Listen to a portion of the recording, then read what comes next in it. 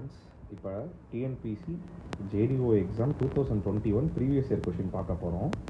இப்போ first 50 questions பார்க்கலாம். First, the unsupported length of an RC column is 3.2. The effective length of the column when both ends are held in position and restrained against rotation. அதாவது fixed support. ஓகேங்களா, fixed சப்போர்ட்டை தான் சொல்லியிருக்காங்க. Okay, இது என்னென்னா Heldin position, வெறும் Heldin position மட்டும் கொடுத்துருந்தா SSB, simply supported beam. Held in position restraint against rotation கொடுத்துருந்தா ஆக்சுவலாக என்னென்னா அது ஃபிக்ஸடு பீம்.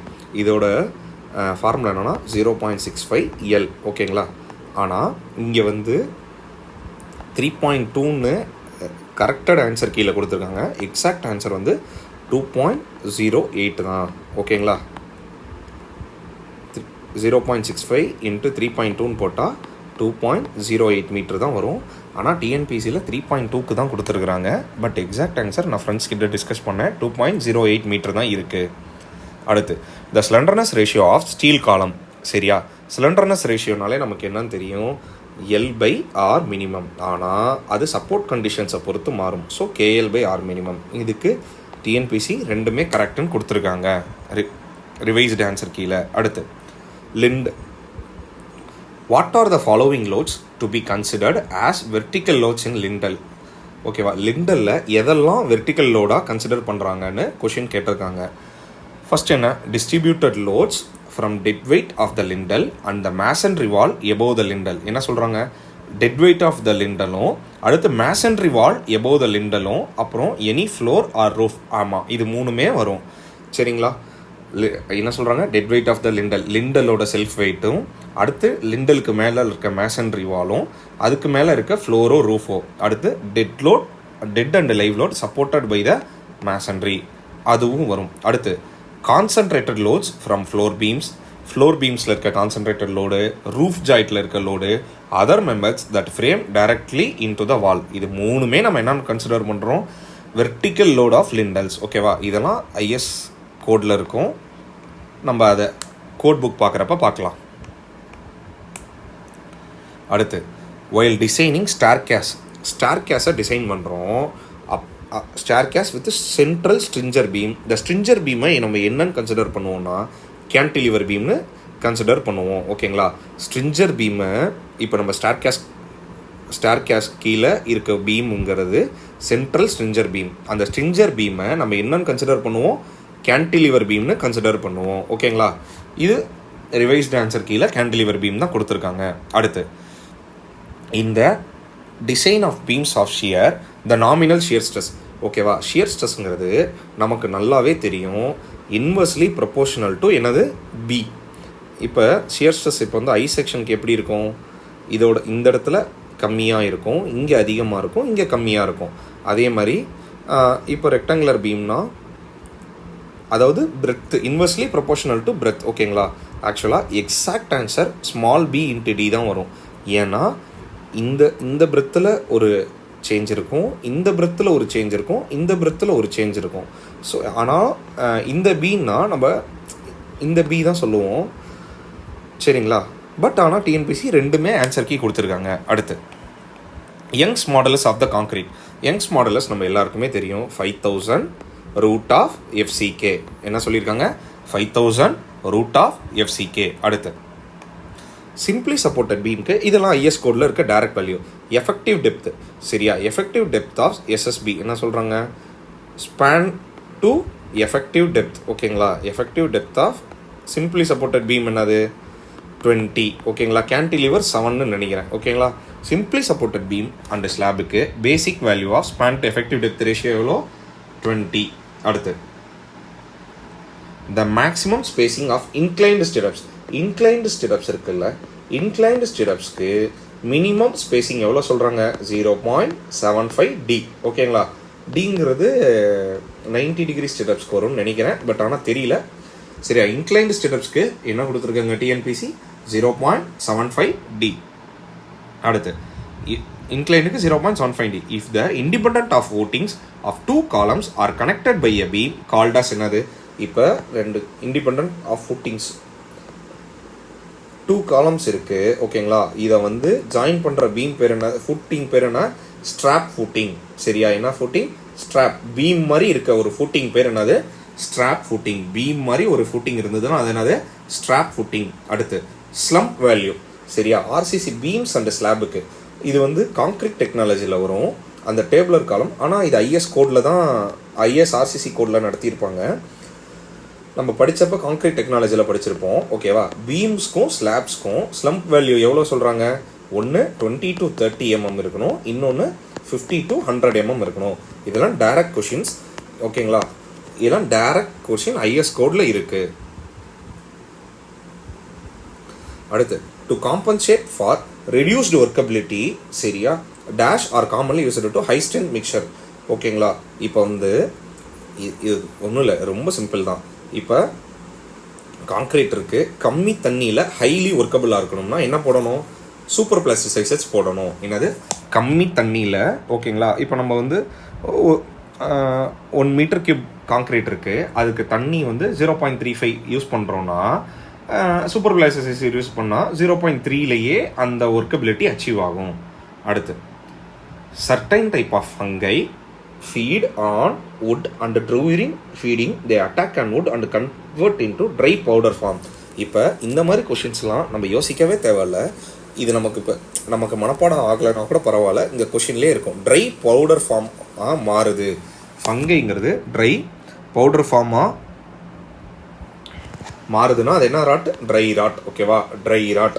அடுத்து இந்த insects which are usually responsible for decay of the timber. நம்ம எல்லாருக்குமே தெரியும் அது என்னது? கரையான்கள், termites. ஓகேவா? the insects which are usually responsible for decay of the timber என்ன? termites. wood is impermanent with creosote oil. இப்போ நம்ம wood இருக்கா, woodல என்ன ஆயில் யூஸ் பண்ணுறோம்? creosote oil யூஸ் பண்ணுறோம். creosote oilோட யூஸ் என்னது? protects against fungi. ஃபங்கையிலேருந்து அடி வாங்காமல் பார்த்துக்கிறது தான் எதோட வேலை? creosote oilோட வேலை. அடுத்து fine aggregate should pass through. Fine அக்ரிகேட்னால என்ன சொல்லியிருப்பாங்க? 4.75 mmக்கு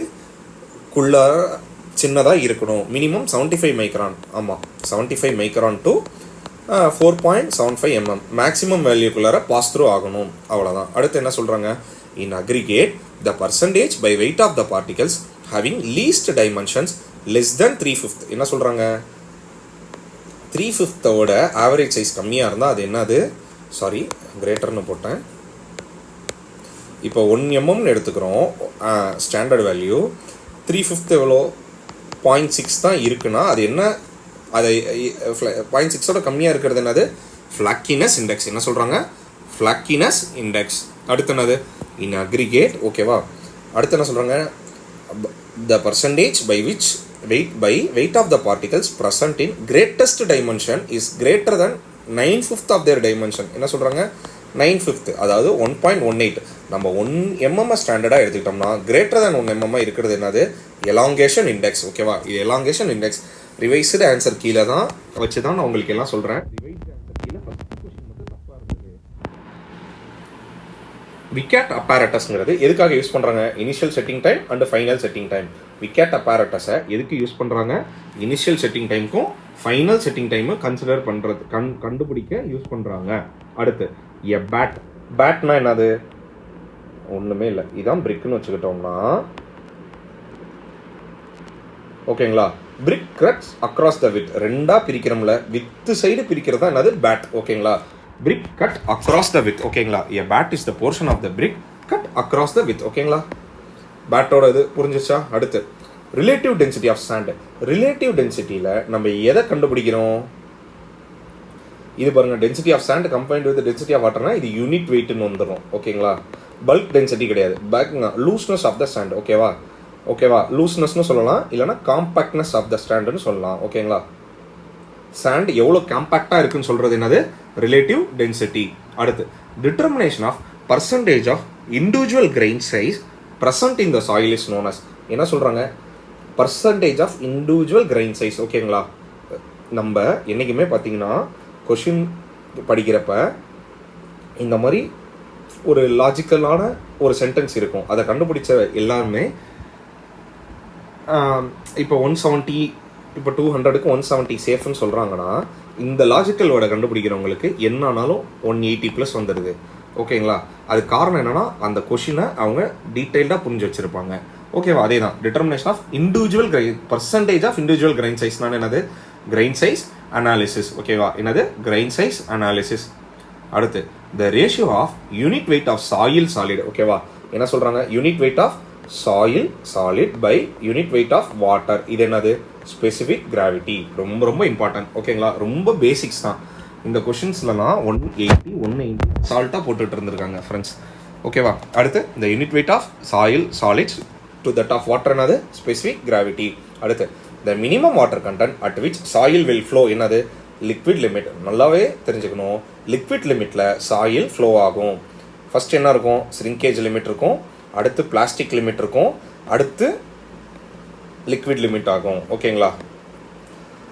இந்த ஸ்ரிங்கேஜ் லிமிட்டில் வால்யூம் லைட் ஃபுல்லாக இதாகிறப்போ வால்யூம் சேஞ்ச் ஆகும். இதில் பிளாஸ்டிக் மோடில் இருக்கும். இங்கே தான் லிக்விட் லிமிட்டில் வாட்டர் சாயில் ஃப்ளோ ஆகும். அடுத்து ஒரு டெம்பரரி ஸ்ட்ரக்சர் இருக்குது constructed to exclude earth and water from the work spot. ஓகேங்களா? Where foundation to be laid within dry and open air. இது ஒன்றுமே இல்லை. இப்போ நம்ம ஆறு இருக்கும், கடல் இருக்குங்களா? அந்த கடலில் வந்து இப்போ நம்ம வந்து ஒரு டேம், இப்போ ஒரு பாலம் கட்டுறோம்னு வச்சுக்கோங்க. அந்த பாலத்தில் அப்போ அங்கே வந்து நம்ம பைல்ஸ் எழுப்பணுமா? அந்த பைல் வந்து எழுப்புறதுக்காக என்ன பண்ணுறாங்க? டெம்பரரியாக ஸ்ட்ரக்சர் பண்ணுறோம். அங்கே என்ன இருக்கும்? மண்ணையும் தோண்டி வெளியில் எடுத்துருவோம், தண்ணியையும் தோண்டி வெளியில் எடுத்துருவோம். இப்போ எக்ஸாம்பிள் எப்படி இருக்கும்னா இப்படி இருக்கும். ஓகேங்களா? சுற்றி இங்கே தண்ணி ஆற்று தண்ணி போய்கிட்டே தான் இருக்கும். ஓகேங்களா? இது ஒரு டெம்பரரி ஸ்ட்ரக்சர் தான். இங்கே இருக்க மண்ணையும் எடுத்து போட்டுருவோம், வாட்டரையும் எடுத்து போட்டுருவோம். Where foundation is to be dry and open air. இந்த ஃபவுண்டேஷனை முடிஞ்சளவு ட்ரை ஆக்கிடுவாங்க, அப்புறம் ஓப்பன் ஏரோட விட்டுருவாங்க. அதான் என்னது? Coffer dam. இது வந்து பிரிட்ஜஸ்ங்கிற டாப்பிக்கில் வருது. ஓகேங்களா? அடுத்து 25 சென்டர் டு சென்டர் டிஸ்டன்ஸ். ஓகேங்களா? சென்டர் டு சென்டர் டிஸ்டன்ஸ்னாலே என்ன சொல்கிறாங்க?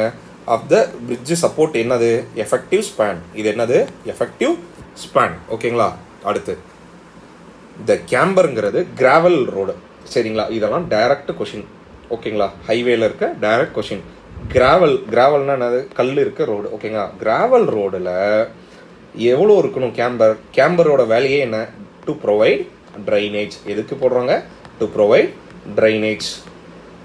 அதான் 1/25 ஆர் 1/25 to 1/30 ஆர் 1/30 to 35. ஓகேங்களா? அடுத்து இன் டிரான்ஸ்போர்ட்டேஷன் இன்ஜினியரிங் கிளாவர் லீஃப்னா என்னது? கிளாவர் லீஃப்னா இப்போ ட்ரை ஜங்ஷன் 4 ஜங்ஷன்ஸ்னு இருக்கிறப்ப கிளாவர் லீஃப் எதுக்காக இருக்கும்? அது வந்து அதோட வேலையே என்னன்னா இன்டர்சேஞ்ச். இன்டர்சேஞ்ச்னா என்னது?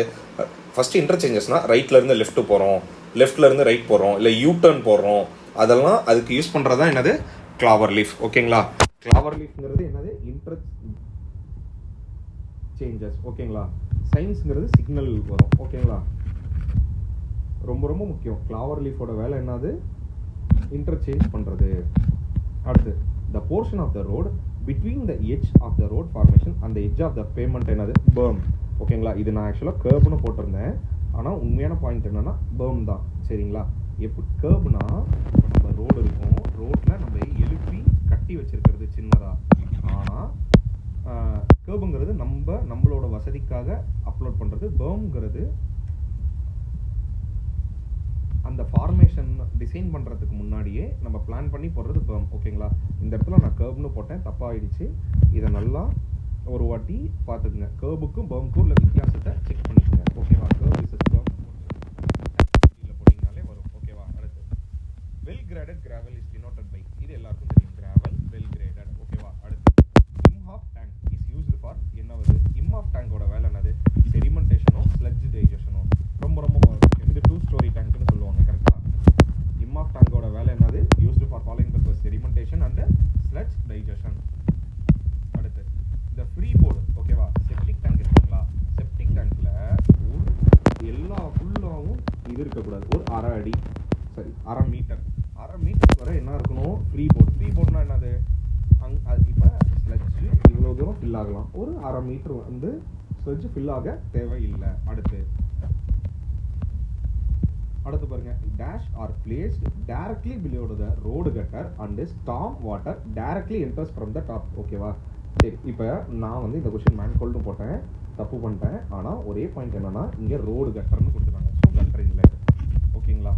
சம்வாட் கொஷினை ஒரு வாட்டிக்கு 2 வாட்டி படிக்கணும். நான்லாம் அதில் தான் தப்பு பண்ணிகிட்டே இருக்கேன். ஓகேங்களா? Gutter inlet are placed directly below the road gutter and storm water directly enters from the stop. ஓகேங்களா? Gutter inlet. ஓகேங்களா? இப்போ என்ன வச்சுக்கலாம், ரோடு கட்டருக்கு கீழே இருக்க இன்லெட் பேர் என்னது? Cutter inlet. கட்டர் இன்லெட்டில் என்ன வரும்? ஸ்டார்ம் வாட்டர் டைரக்ட்லி டாப்லேருந்து இறங்கும். அடுத்து ஒரு பைப் இருக்குது, conveying sewage from the plumbing system, single பில்டிங்லேருந்து. ஓகேங்களா? இப்போ நம்ம ஒரு தெரு இருக்குது, அந்த தெருவில் சிங்கிள் பில்டிங் இருக்குது. இங்கே ஒரு பில்டிங், இங்கே ஒரு பில்டிங், இங்கே ஒரு பில்டிங், இங்கே ஒரு பில்டிங் இருக்குது. இங்கேருந்து எல்லாமே ஒரு சீவருக்கு சேர்ந்து வர்றது இருக்கா? அது என்னது? ஆக்சுவலாக லேட்ரல் சீவர்னு சொல்லலாம், அது ஹவுஸ் சீவர்னு சொல்லலாம். ஓகேங்களா? மோஸ்ட்லி எனக்கு தெரிஞ்ச லேட்ரல் சீவர் தான் கரெக்டுன்னு நினைக்கிறேன். ஓகேங்களா? அடுத்து, which water distribution network ensures high pressure and efficient water system? நல்லா புரிஞ்சுக்கங்க. ஹை ப்ரெஷரை தாங்கிறது எது? Efficient water. சரி, வாட் இஸ் மீன் பை எஃபிஷியன்ட்னா கம்மி ஒர்க்கில், சரிங்களா, அதிக ரிசல்ட். அவ்வளோதான். கம்மி ஒர்க் அதிக ரிசல்ட் தான் என்னது? Efficient. So which water distribution network ensure high pressure, high ப்ரெஷரையும் தாங்கிக்கும், எஃபிஷியண்டாகவும் வேலை செய்யணும். என்னது? Radial system. என்னது? Radial system. அடுத்து, chlorine is added in the water after the treatment. இப்போ நம்ம தண்ணி இருக்கா, அந்த தண்ணியை ட்ரீட் பண்ணதுக்கப்புறம் ஃபியூச்சர் கண்டாமினேஷன் இல்லாமல் இருக்கிறதுக்காக பண்ணுறோம். குளோரின் ஆட் பண்ணுறது பேர் என்னது? Post chlorination. அடுத்து, ஹை டர்பிடிட்டி ஆஃப் வாட்டர். என்ன சொல்கிறாங்க? High turbidity of water can be determined by Jackson's turbidity meter. ஓகேங்களா? ஹை டர்பிடிட்டினால எது தான் வரும்? ஜாக்சன் டர்பிடிட்டி மீட்டர் வச்சு தான் நம்ம டிட்டர்மைன் பண்ணுவோம். அடுத்து, the most important design parameter used in designing a continuous flow rectangular sedimentation tank for a removal of properties. இது ஒன்றும் இல்லை. இப்போ நம்ம இங்கே செடிமெண்டேஷன் டேங்க் இருக்குது, இங்கே தண்ணி இங்கேருந்து இங்கே போகுது. ஓகேங்களா? இது ஒரு 5 மீட்டர்னு வச்சுக்கலாம். நம்ம ஒரு யூனிட்டாக 1 மீட்டரில் எத்தனை லிட்டர் தண்ணி போகுது, இந்த 1 மீட்டரில் எத்தனை லிட்டர் தண்ணி போகுது, இந்த 1 மீட்டரில், அதான் சர்ஃபேஸ் ஓவர்ஃப்ளோ ரேட். அந்த யூனிட் டைமென்ஷனில் எவ்வளோ தண்ணி, எவ்வளோ வேஸ்ட் வாட்டர் மூவ் ஆகுதுங்கிறது தான் சர்ஃபேஸ் ஓவர்ஃப்ளோ ரேட். ஓகே, நல்லா படிங்க. The most important design parameter, okay, the most important design parameter used in designing a continuous flow rectangular sedimentation tank for removal of discrete particles என்னது? surface overflow rate. ஓகேங்களா? அடுத்து, வாட்டரில் pH less than 7னா என்னது? acidic. என்னது? a water having pH less than 7னாலே என்னது? acidic. அடுத்து பாருங்க, force P acting at a distance of E along one of the principal axis of rectangular cross section A, the tensile stress at extreme fiber due to bending moment. ஒன்றும் இல்லை, இது வந்து pre ஸ்ட்ரெஸ்ஸில் கேட்டிருக்காங்க. நம்ம ஒரு beam வரைஞ்சிக்கிறோம். இந்த பீமில் என்ன சொல்கிறாங்க? ஃபோர்ஸ் பி ஆக்ட் ஆகுது. ஃபோர்ஸ் பி ஆக்ட் ஆகுது. எங்கே ஆக்ட் ஆகுதுன்னா,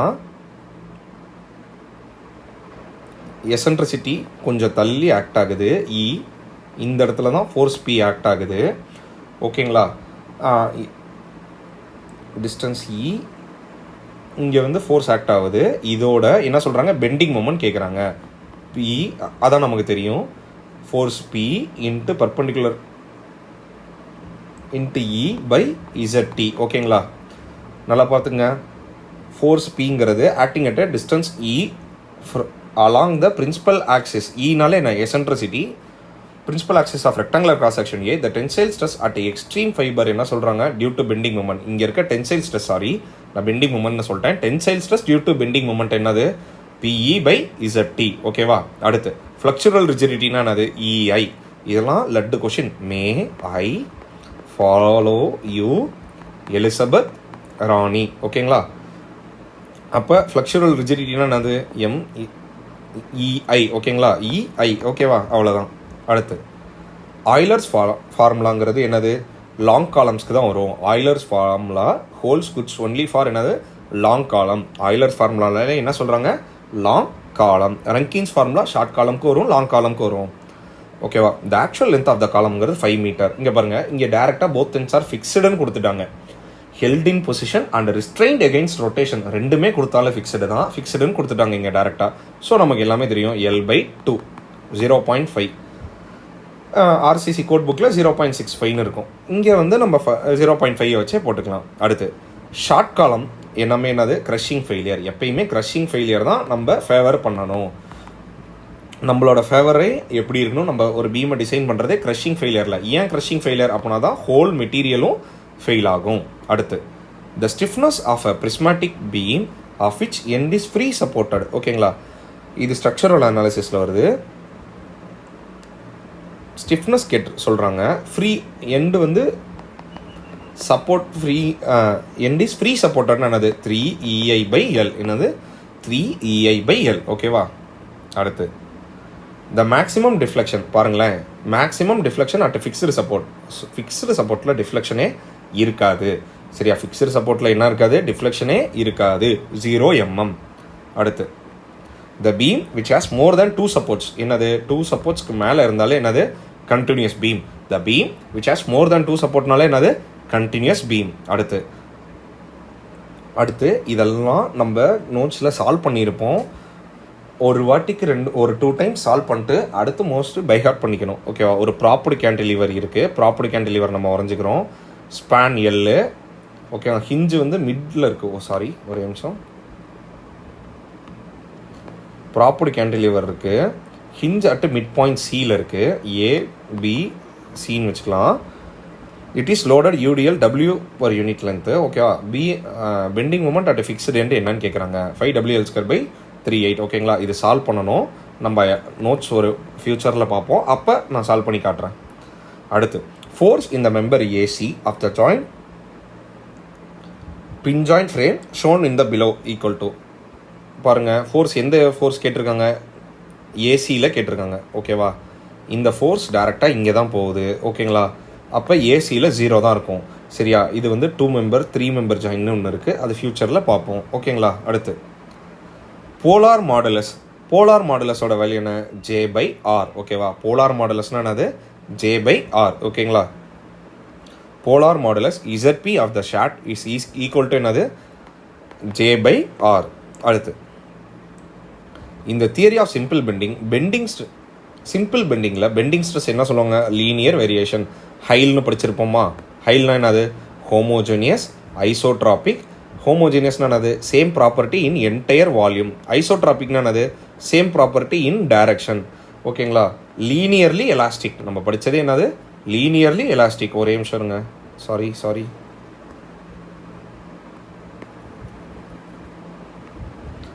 ஹோமோஜீனியஸ்னா அது என்டையர் வால்யூமில் சேம் ப்ராப்பர்ட்டி இருக்கும். ஐசோட்ரோபிக்னா என்னது, என்டையர் டைரக்ஷனில் சேம் ப்ராப்பர்ட்டி இருக்கும். லீனியர்லி எலாஸ்டிக்னா என்னது, லீனியர்லி எலாஸ்டிக்னா சேஞ்ச் இன் டைரக்ஷன் வந்து இந்த மாதிரி இருக்கும். சரி, பெண்டிங் ஸ்ட்ரெஸ்ஸோட சேஞ்ச் இப்படி இருக்கும். ஓகேவா. இப்போ 50 கொஷின்ஸ் முடிச்சிருக்கோம். இப்போ இந்த 50 கொஷின்ஸில் ஏதாச்சும் தப்பு இருந்தால் உங்களோட சஜஷனை கமெண்ட்ஸில் சொல்லுங்கள். நெக்ஸ்ட் வீடியோவில் சேஞ்ச் பண்ணிக்கலாம். தேங்க்யூ.